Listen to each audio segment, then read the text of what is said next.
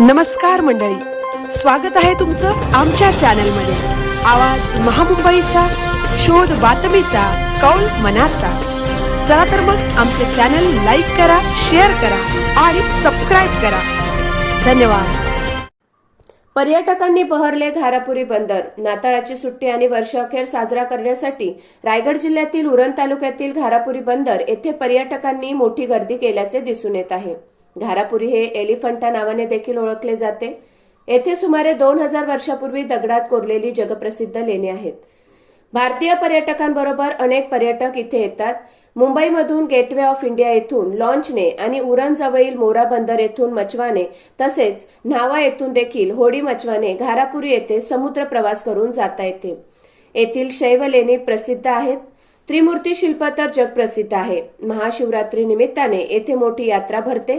उरण पनवेल बरोबर मुंबईमधून देखील हजारो भाविक दर्शनासाठी इथे येतात।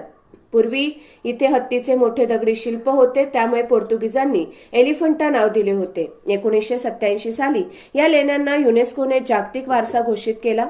येथील स्वच्छ समुद्र निसर्गरम्य दृश्य सर्वांना आकर्षित करतात। सध्या नाताळाची सुट्टी असल्याने अनेकांचा ओढा घारापुरी येथे जाण्यासाठी दिसत असल्याने घारापुरी पर्यटकांनी चांगलेच बहरले आहे। आवाज महामुंबईचा चॅनलसाठी मिलिंद खारपाटील, उरण।